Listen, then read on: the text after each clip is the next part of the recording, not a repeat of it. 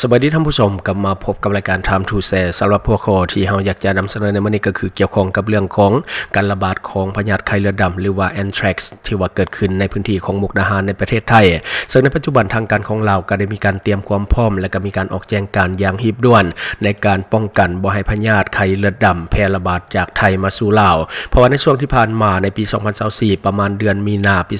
2024ก็ได้มีการระบาดของพยาธิไข้เลือดดำหรือว่า Anthrax ที่ว่าเกิดขึ้นในแขวงจำปาสักทางภาคใต้ของลาวซึ่งในปัจจุบันกระทรวงเกษตรกรรมและป่าไม้ได้ออกแจ้งการเลขที่1603/กป.นครหลวงเวียงจันทร์ลงวันที่2เมษายนปี2025ซึ่งแจ้งการถึงหัวหน้าองค์การกรมและสถาบันที่ขึ้นกับกระทรวงเกษตรกรรมและป่าไม้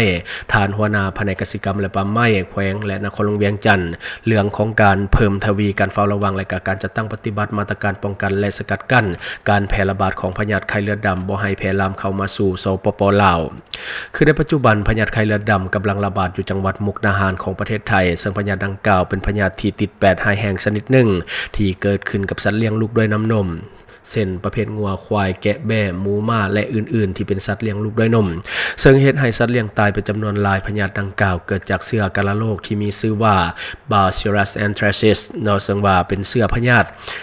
สามารถสร้างสปอร์และก็มีความทนต่อสภาพแวดล้อมสูงโดยเชื้อพยาธิจะกระจายอยู่ตามทงหญ้าและก็ฝังใต้ตัวอยู่ใต้ดินเป็นเวลาโดนนานได้สัตว์ที่ได้รับเชื้อจะมีอาการเลือดเป็นพิษอย่างหายแห้งและก็เฮ็ดให้เม็ดเลือดแดงแตกสัตว์เลี้ยงจะส่งเชื้อออกทางอาจมทั้งน้ำเหนียวน้ำนมเลือดและก็อื่นๆพยาธิไข้เลือดดำสามารถที่จะติดต่อจากสัตว์สู่คนโดยการสัมผัสและก็การบริโภคสิ่งดิบสิ่งสัตว์ที่ติดเชื้อที่ติดพยาธิและก็เฮ็ดให้เสียชีวิตได้ฉะนั้นเพื่อเตรียมพร้อมในการรับมือและก็เพื่อเป็นการเฝ้าระวังป้องกันและก็สกัดกั้นพยาธิไข้เลือดดำที่กำลังระบาดอยู่ประเทศไทยและรับประกันบ่ให้เชื้อพยาธิดังกล่าวแพร่ลามเข้ามาสู่สปป.ลาวรัฐมนตรีกระทรวงเกษตรกรรมและป่าไม้ได้ออกแจ้งการข้อที่1ก็คือให้แผนกเกษตรกรรมและป่าไม้แขวงและนครหลวงเวียงจันทร์โดยเฉพาะบรรดาแขวงที่มีชายแดนติดเชื่อมกับประเทศไทยในขอบเขตทั่วประเทศโจะการนำเข้าและการส่งผ่านสัตว์และผลิตภัณฑ์ประเภทสัตว์ประเภทงัวควายม้าหมูและแกะแบะจากประเทศไทยอย่างเด็ดขาดจนกว่าสภาพการระบาดของพยาธิดังกล่าวจะกลับคืนสู่สภาพปกติหรือว่าจนกว่าจะมีแจ้งการออกมาใหม่เพื่อลบล้างแจ้งการฉบับนี้สำหรับข้อที่2ก็คือให้แผนกเกษตรกรรมและป่าไม้แขวงและนครหลวงเวียงจันทร์สมทบกับท้องถิ่นองค์การเกษตรกรรมและป่าไม้เมืองสีนำบรรดาด้านกฎการสัตวแพทย์สากลด้านท้องถิ่นและด้านประเพณีที่เชื่อมโตกับประเทศไทยเอาใจใส่ปฏิบัติมาตรการป้องกันพยาธิอย่างเคร่งครัดโดยเข้มงวดกฎกาและก็ห้ามบ่ให้นำเข้าและส่งผ่านและผลิตภัณฑ์สัตว์จากราชอาณาจักรไทยอย่างเด็ดขาดพร้อมกันนั้นอยู่จุดผ่านด่านแต่ละจุดก็ให้ดำเนินการฉีดหรือว่าพ่นยาฆ่าเชื้อยานพาหนะทุกประเภทที่เข้ามาจากราชอาณาจักรไทย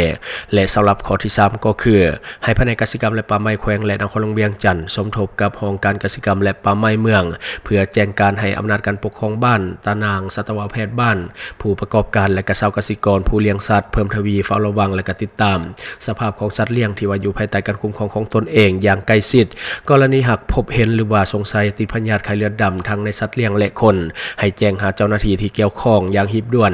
ถ้ากรณีเกิดมีสัตว์ตายให้แจ้งต่อองค์การเกษตรกรรมและป่าไม้เมืองโดยทันทีเพื่อลงติดตามกฎการและกระบวนการติพยาธิให้ทันกับสภาพกันห้ามบ่ให้ผ่าซากสัตว์หรือว่าขัวสัตว์และการนำสิ้นสัตว์ตายไปบริโภคและก็ไปขายอย่างเด็ดขาดสำหรับข้อที่4ก็คือให้แผนกเกษตรกรรมและป่าไม้แขวงนครหลวงเวียงจันทร์สมทบกับองค์การเกษตรกรรมและป่าไม้เมืองจะตั้งโฆษณาและเผยแพร่ให้ความรู้แก่ชาวเกษตรกรและผู้ประกอบการเพื่อให้เข้าใจเกี่ยวกับผลกระทบและความอันตรายของพยาธิไข้เลือดดำพร้อมทั้งแนะนำให้เอาใจใส่การรักษาดูแลสัตว์รักษาสุขภาพสัตว์การป้องกันพยาธิสัตว์และการอนามัยฆ่าเชื้อบอนอยู่อาศัยของสัตว์เลี้ยงข้อที่5ก็คือให้แผนกเกษตรกรรมและป่าไม้แขวงและนครหลวงเวียงจันทร์สีนำคะแนนเลี้ยงสัตว์และกรมประมงและองค์การเกษตรกรรมและป่าไม้เมืองลงเคลื่อนไหวสักยาวัคซีนป้องกันพยาธิให้สัตว์เลี้ยงของประชาชนในขอบเขตความรับผิดชอบของตนเองให้ถ่วงทันเวลาตามฤดูกาลปกติ เนาะอย่างปกติแล้วก็ต่อเนื่องสำหรับเขตที่มีความเสี่ยงสูงต่อการระบาดของพยาธิไข้เลือดดำแม่นให้ไปดำเนินการสักยาป้องกันพยาธิไข้เลือดดำให้สัตว์เลี้ยงอย่างหีบด่วนและก็ทั่วถึงในกรณีการจัดตั้งปฏิบัติเวียงงานตัวจริงหากพบความยุ่งยากให้รายงานการนำคันแขวงและก็การนำคันกระทรวงรับทราบเพื่อพิจารณาอย่างหีบด่วนดังนั้นจึงแจ้งมายังฐานเพื่อทราบและก็จะตั้งปฏิบัติตามแจ้งการฉบับนี้อย่างเข้มงวดอันนี้ก็คือเนื้อในแจ้งการที่ออกมาจากกระทรวงเกษตรกรรมและป่าไม้เนาะที่ว่าเพิ่นเป็นห่วงเป็นใยเรื่องของการแพร่ระบาดของไข้เลือดดำหรือว่าแอนแทรกซ์ที่กำลังระบาดในพื้นที่ของจังหวัดมุกดาหารของประเทศไทยบ่ให้ลุกลามหรือว่าแพร่ลามมาสู่ประเทศลาวของเฮาซึ่งว่าในปัจจุบันเนาะเฮาเองก็พากันเฝ้าระวังเนาะเพราะว่าตัวนี้ถ้าว่ามันเข้ามาแล้วมันก็เป็นพยาธิที่รุนแรงที่สามารถติดต่อใส่คนและก็สามารถที่จะเฮ็ดให้เสียชีวิตได้ง่ายเพราะว่าในช่วงที่ผ่านมาประมาณเดือนมีนาปี2024ทางสปป.ลาวเฮาก็มีการติดพยาธิไข้เลือดดำหรือว่าแอนแทรกซ์อยู่ในแขวงจำปาสักเนาะอยู่ทางภาคใต้ของลาวซึ่งในกรณีนั้นบ่มีผู้เสียชีวิตเพราะว่ารักษาไว้ทันและล่าสุดก็มีกรณีสงสัยที่ว่าเกิดขึ้นอยู่ทางเมืองสารวันแขวงสารวันเนาะที่ว่ามีสัตว์สีขาประเภทแบะเนาะที่ว่าล้มตายโดยบ่รู้สาเหตุแล้วก็มีการสักเดี๋ยวเขาจะเอาภาพท่านที่ถ่ายได้เนาะมาให้ท่านผู้ชมได้เบิ่งนํกันว่ามันเป็นแนวใดเดี๋ยวไปเบิ่งนํกันเลยโอ้พยานมาใหม่เด้อพี่น้องเอ้ยบาดบึกไส้นี่พยานมาใหม่ตอนนี้ใต้แล้ว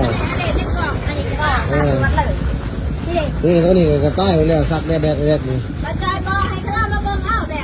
แบบไผ่ก็มาเบิ่งเอาเด้อนี่เด้อนี่ตัวนี้กำลังสักอยู่นี่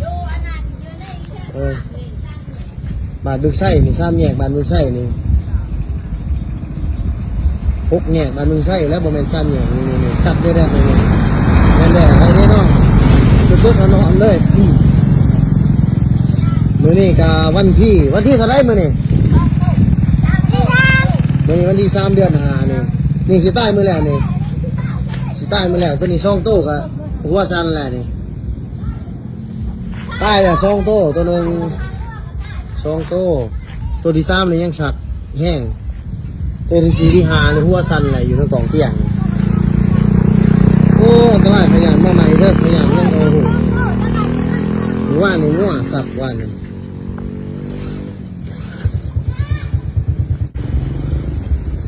ใจต้นแห้งแท้เด้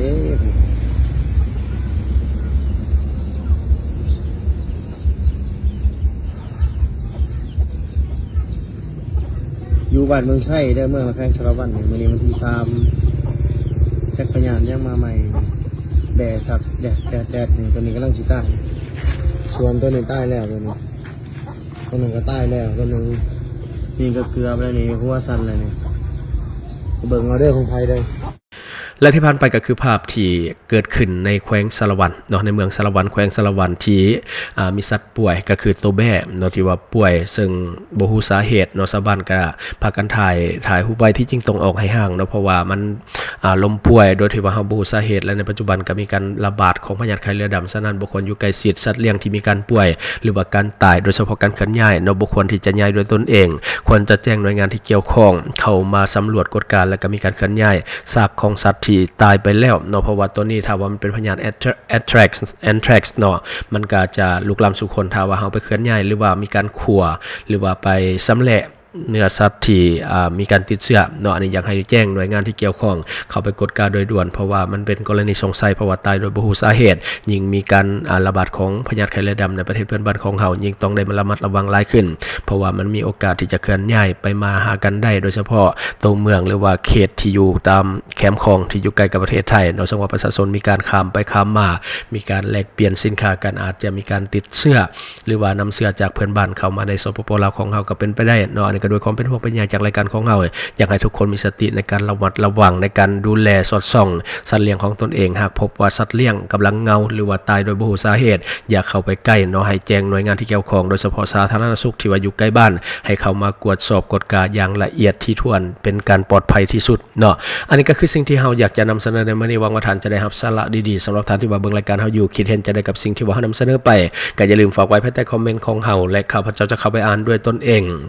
และสำหรับท่านที่ว่าเบิ่งรายการเราอยู่ถ้าคิดว่ารายการของเรามีสาระหรือว่ามีประโยชน์อยากส่งเสริมอยากซัพพอร์ตอยากให้กำลังใจทีมงานของพวกเราก็อย่าลืมกดติดตามช่องเพราะว่าการกดติดตามช่องถือเป็นช่องทางเดียวที่จะเฮ็ดให้ทีมงานของเรามีรายได้และก็มีกำลังใจในการผลิตคอนเทนต์ดีๆแบบนี้ให้ท่านได้ชมเรื่อยๆอย่าลืมให้กำลังใจทีมงานของพวกเราโดยการกดติดตามช่องขอขอบใจ สนใจโฆษณาประชาสัมพันธ์ธุรกิจและผลิตภัณฑ์ของท่านผ่านรายการของเฮาสนใจติดต่อตามข้อมูลที่ขึ้นหน้าจอในปัจจุบันได้เลย